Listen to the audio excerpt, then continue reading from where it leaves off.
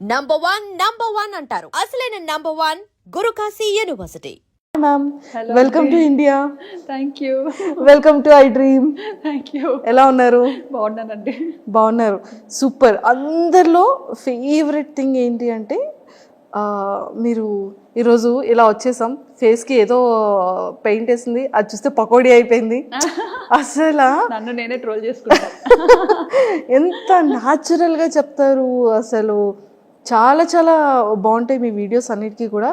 So I'm the అంటే అంతమంది ఫ్యాన్స్లో నేను కూడా ఒక ఫ్యాన్ అనమాట. అవునా? Thank so you. అంత ఫాలో అవుతూ ఉంటాను మీ ప్రతి వీడియో, మీ ప్రతి వ్లాగ్ కూడా. సో అన్నిటికన్నా ముఖ్యంగా ఫస్ట్ ముందు తెలుసుకునేది ఫ్యామిలీ బ్యాక్గ్రౌండ్ ఏంటి?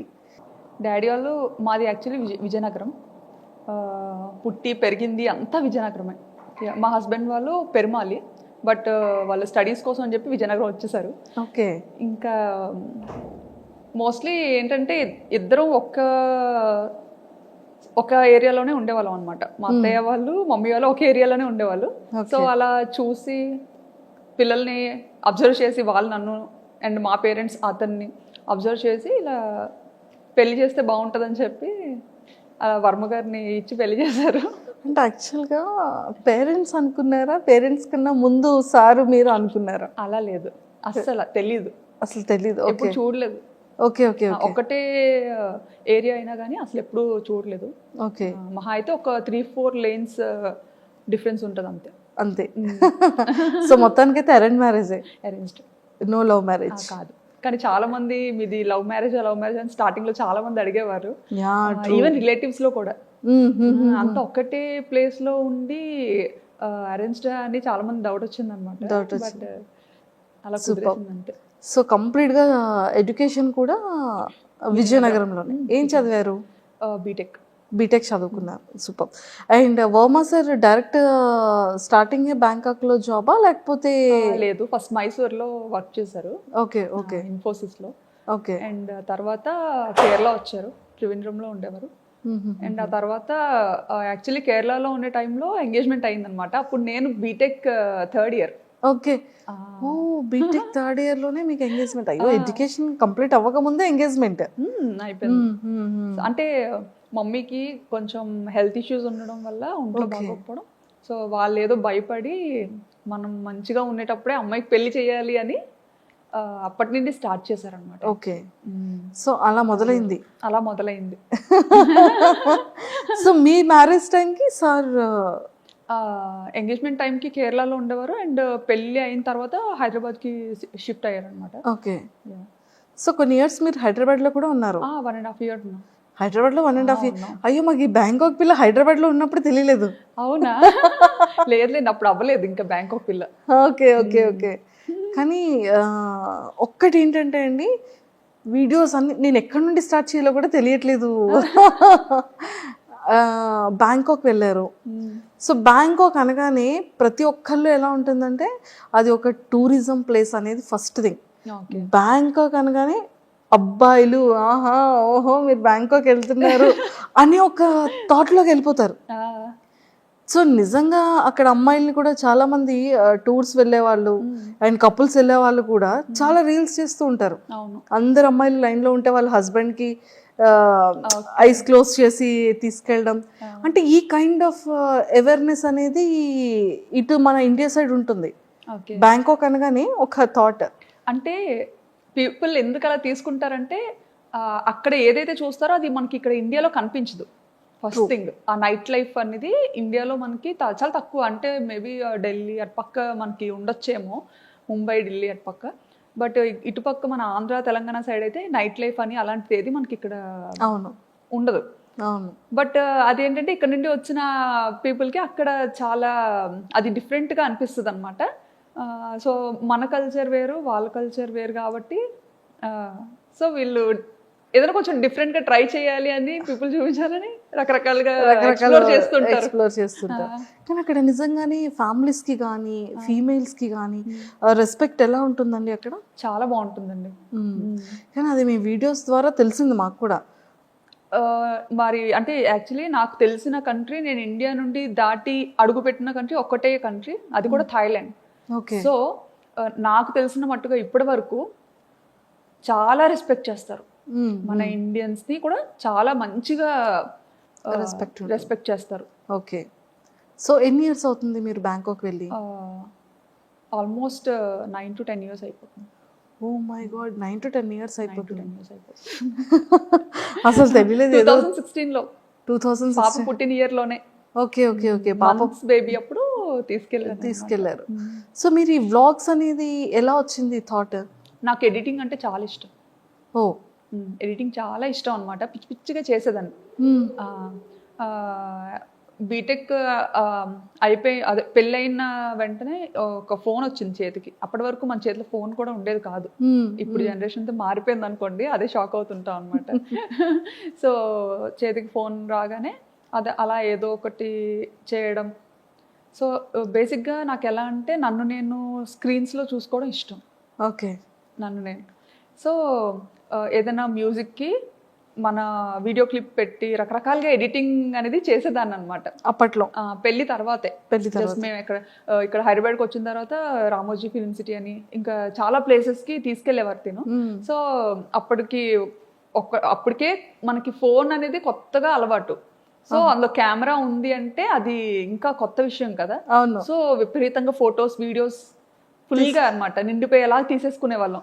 తీసేసుకొని అవి ఎక్కడ అప్లోడ్ చేయాలో తెలియక అదే ఎన్ని హార్డ్ డిస్క్లను పెడతాం. సో అలాగా హార్డ్ డిస్క్ లో పెట్టినవి మళ్ళీ అంత ఈజీ కాదు. ఎప్పుడైనా చూసుకోవాలి అనుకుంటే మళ్ళీ తీసి చూసుకోవడం కూడా డిఫికల్ట్.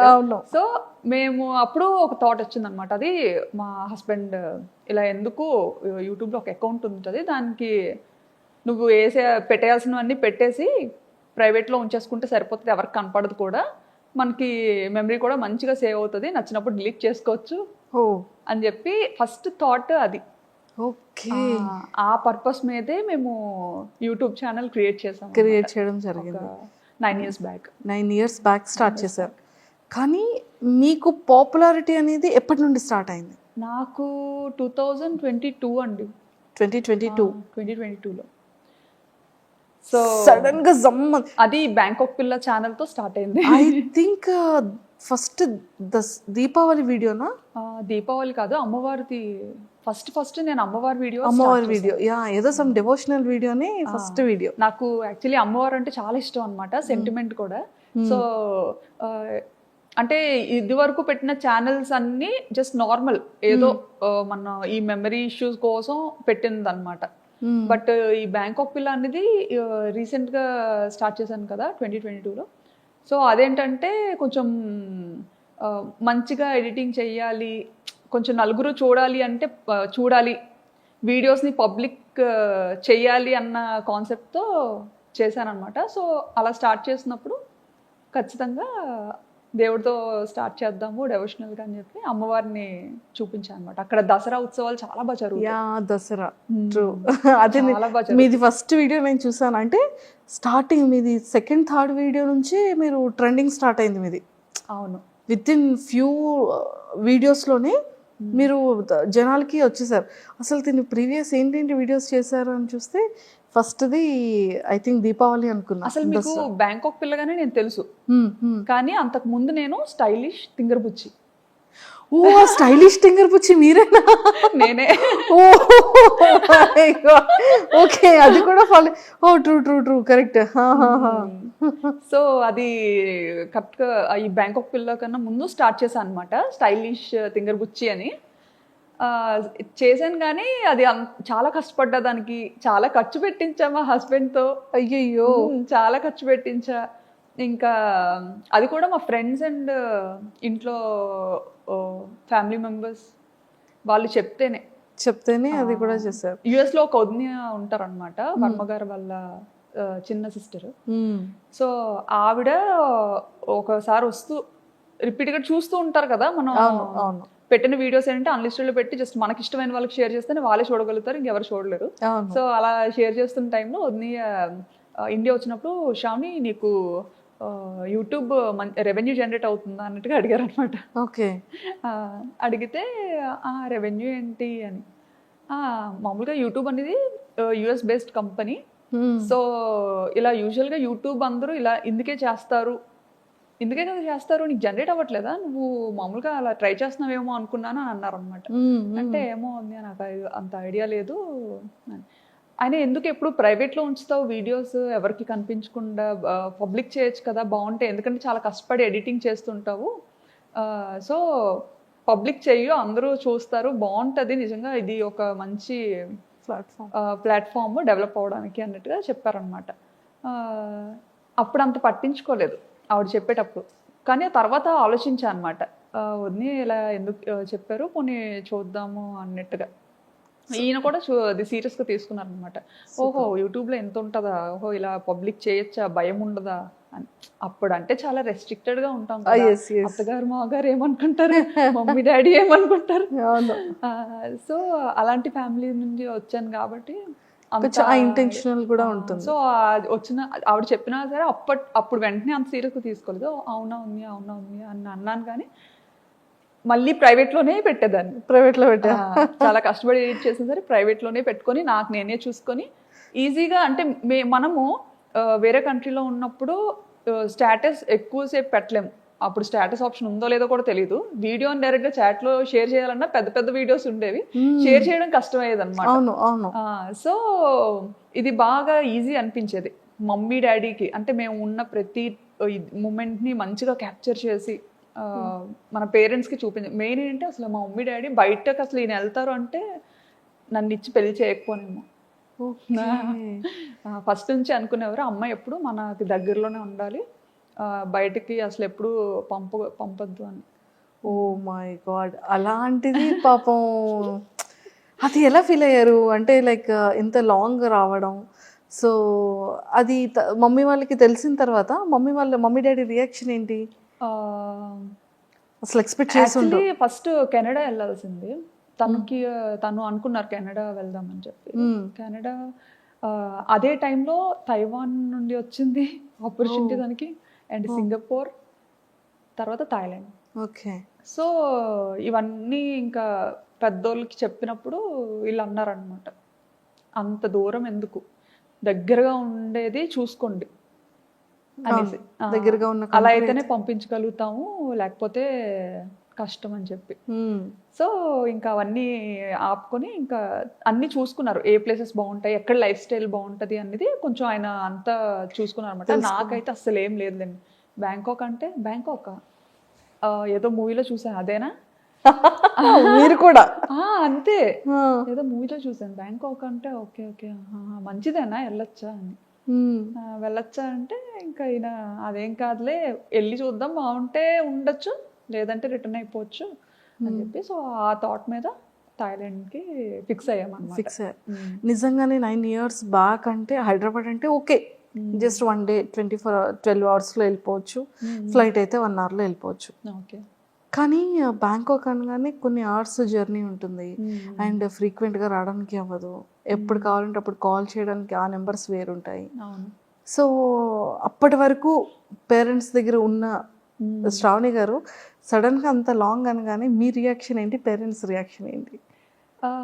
నేను అనుకున్నాను యాక్చువల్లీ వెళ్తే ఉండగలనా లేదా అని, బట్ ఈయనకి ఏంటంటే అది ఒక డ్రీమ్ అనమాట, అబ్రాడ్ వెళ్ళాలని ఒక డ్రీమ్. సో ఆపర్చునిటీ వచ్చింది, మన వల్ల ఎందుకు అది పోవాలి, సో తను ఇష్టపడుతున్నారు కదా పోనీ ట్రై చేద్దాం, డాడీ వాళ్ళకి నెమ్మదిగా చెప్పచ్చు అనేసి ఇంకా మమ్మీ డాడీతో మాట్లాడి చూస్తాం డాడీ, అదే అక్కడేం పర్మనెంట్ కాదు, జస్ట్ వర్క్ మీద వెళ్తున్నాము, మనకు నచ్చితే ఉంటాము లేదంటే మళ్ళీ మన ఊరికే వచ్చేస్తాము అన్నట్టుగా చెప్పామన్నమాట. ఓకే. ఇప్పటికైనా అంతేలేండి, ఎప్పటికైనా ఇక్కడికే వచ్చేయాలని, అవును అవును, ఇండియాలోనే సెటిల్ అవ్వాలని. సూపర్. సో అలా ఒప్పించి పేరెంట్స్ని వెళ్ళాం. అలా వెళ్ళడం జరిగింది. సో అక్కడికి వెళ్ళిన తర్వాత మీరు కన్సీవ్ అయ్యారా? లేదండి, ఇక్కడ హైదరాబాద్ పుట్టిన తర్వాత ఆ ఆపర్చునిటీ వచ్చింది దీనికి. పాప 5th month-లో తెలిసింది, పాప 8th month-లో ఈయన ఫస్ట్ వెళ్ళిపోయారనమాట. ఓకే. నేను ఫస్ట్ వెళ్ళి అన్నీ మంచిగా సెట్ చేసి అంతా చూసుకొని అప్పుడు మీకు చెప్తాను, ఈలోపు వీసా పనులు కూడా అవుతుంటాయి కదా, అది చేసుకొని మీరు స్టార్ట్ అవ్వండి అని చెప్పి ఈయన ఫస్ట్ వెళ్ళిపోయారు ఒక ముందు. అక్టోబర్లో వెళ్ళిపోయారు. అక్టోబర్. నేను కరెక్ట్గా పాపకి 9 months అనుకుంటాను, నవంబర్లో నేను వెళ్ళాను అనమాట. నేను ఒక్కదాని పాపతో. ఆయన ఏంటంటే వెళ్ళిన తర్వాత మళ్ళీ రిటర్న్ అవ్వకూడదు అవునా? అంత వేగంగా. సో నేను ఒక పాప 9 months బేబీని తీసుకొని ఫస్ట్ టైం అసలు ఏం ప్యాక్ చేసుకోవాలో తెలీదు, ఎలా ప్యాక్ చేసుకోవాలో తెలీదు, అంత లగేజ్ చిన్నపిల్లతో కదా. సో ఏం క్యారీ చేయాలో అసలు ఎయిర్పోర్ట్లో చాలా రెస్ట్రిక్షన్స్ ఉంటాయి. ట్రూ. అసలు అప్పట్లో అయితే ఎయిర్పోర్ట్లో చెకింగ్స్ ఉండేవి, అమ్మో టూ మచ్ అసలు.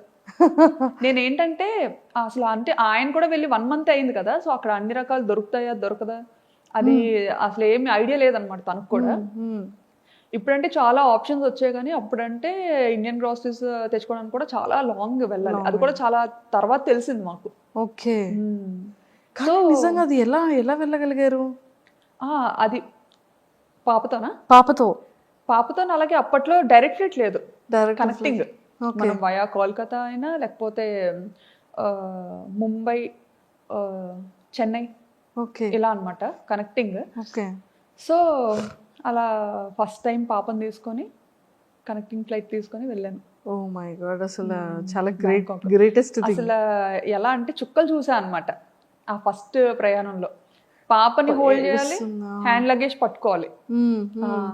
సో అంతవరకు ఏంటి, మనం ఇండియాలో ఉండేటప్పుడు మనం అంత పట్టుకొని తిరిగేది ఎప్పుడు ఉండదు బయట యూజువల్గా. ఎందుకంటే మన పక్కన పేరెంట్స్ ఉంటారు, ఒకరు కాకపోతే ఒకరైనా కాసేపు ఎత్తుకోవడం అన్నీ అనమాట.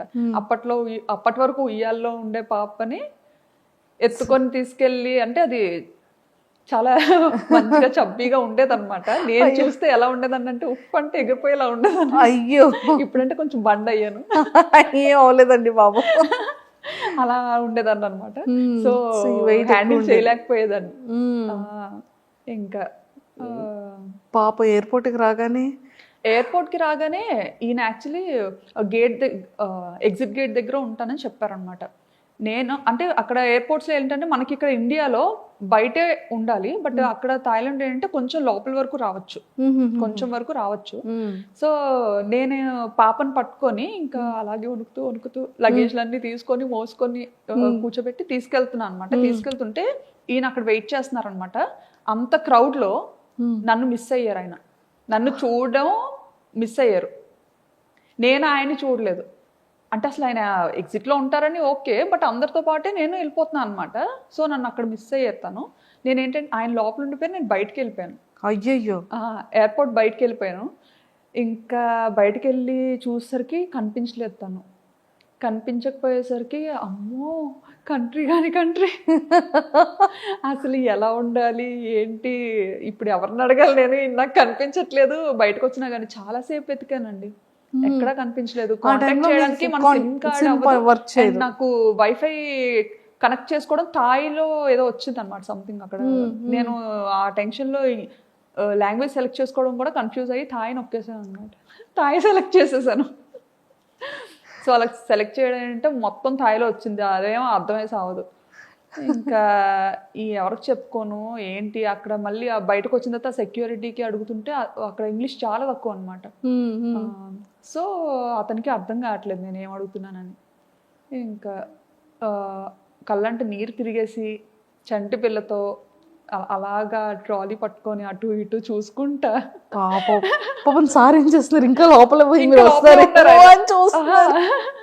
ఇంకా లోపలే ఉన్నారు ఆయన. ఇంకా అందరూ వచ్చేసారు, ఇదేంటి ఎక్కడ రాలేదు, ఏ ఇమిగ్రేషన్ లో చిక్కు పడిపోయారో అనుకున్నారు. అసలే కొంచెం రెస్ట్రిక్షన్స్ ఎక్కువ కదా.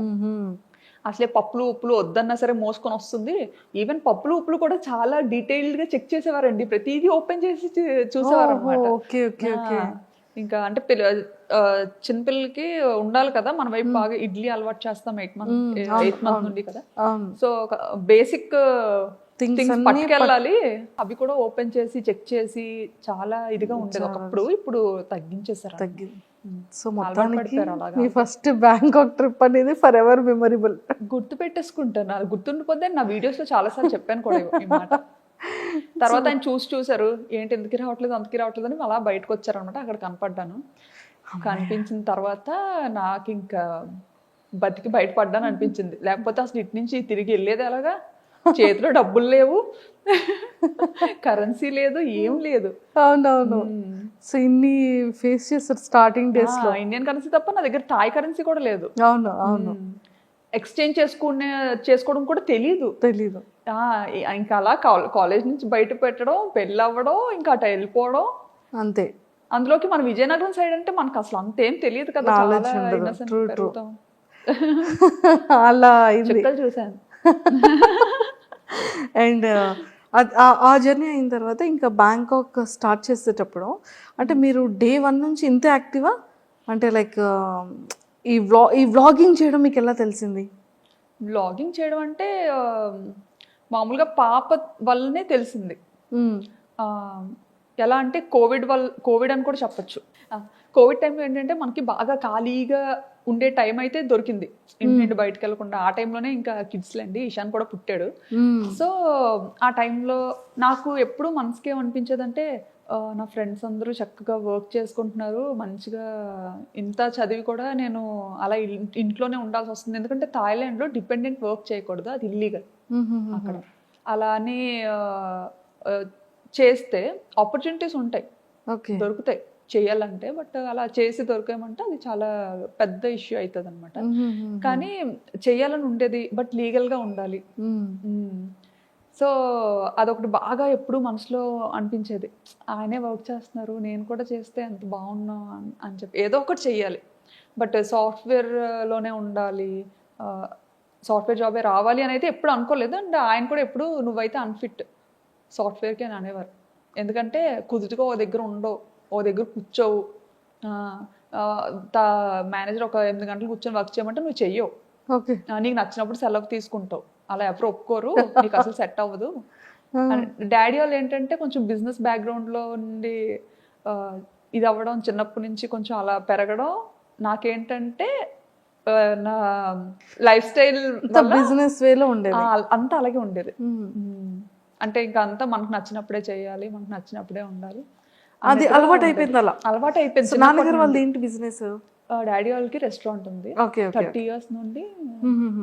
తాతల ముత్తాతల నుండి అంతా రెస్టారెంట్ బిజినెస్. ఓకే, విజయనగరంలో. ఏంటండి నేమ్? మీసాల్ రాజ్ గారు hotel. Okay okay okay, super. So అలాగా యూట్యూబ్ అలా స్టార్ట్ చేయాలనిపించింది.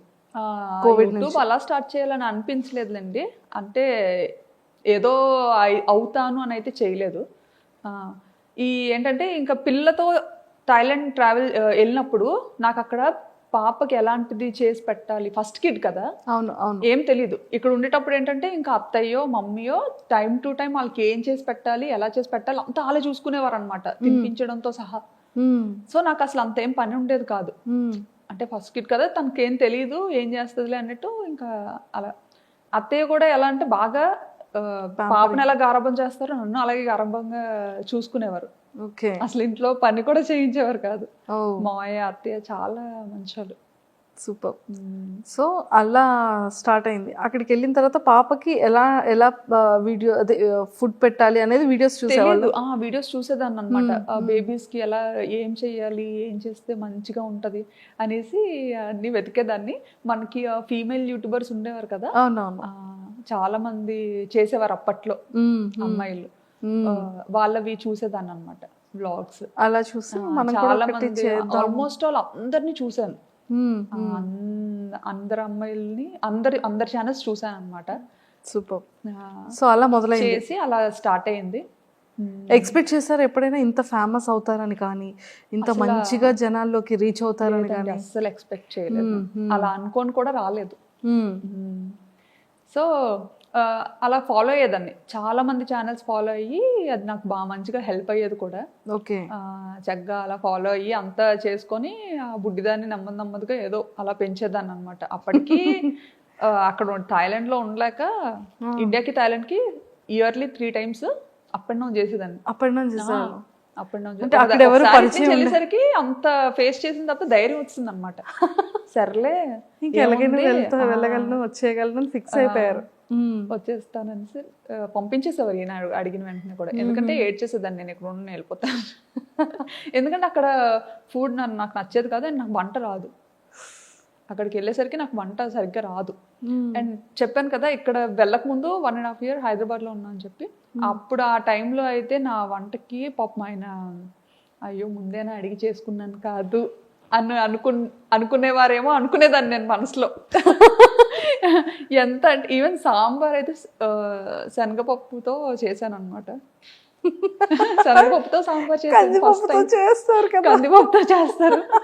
అది చేసుకొని నేను తిన్నానా అంటే నేను తినలేదు, చుట్టుపక్కల అందరికీ కూడా పంచాను, వెనక వెనక ఆంటీకి, కింద ఆంటీకి, అందరికి. పాపం అమ్మ. ఇంకో రోజు ఎప్పుడు అడగలేదు అది. ఇంకా అది కూడా ఇంత చేశాను అనమాట. అంటే నాకు సాంబార్ చేయాలి అంటే ఇంత సాంబార్ చేయాలంటే ఇంత పప్పు వేయాలేమో అని ఇంత పప్పు ఉడకపెట్టాను అనమాట. సో అది ఏంటంటే అది ఉడుకుతా ఉడుకుతా అది పెరుగుతూ ఉంటుంది కదా, సో అప్పుడు ఇంకా వాటర్ యాడ్ చేసి ఓహో తెప్పాలు నిండిపోతుంది, ఇంకో పెద్ద తెప్పాలు పెడదాం, అలా ఇంత తెప్పాలు అయింది అది. అది పిక్స్ పంపించారా ఇంటికి సాంబార్ చేశానని? పిక్స్ ఏం తీసి పంపించలేదు కానీ అంత ఎక్కువ చేశాను కదా, సో ఏం చేసుకుంటాం అని చెప్పి ఇంకా వెనక ఒక బ్యూటీషియన్ ఒక అక్క ఉండేవారు, ఆ అక్క వాళ్ళ మదర్ ఉంటే ఆవిడకి ఇచ్చాను, కింద ఆవిడకి ఇచ్చాను.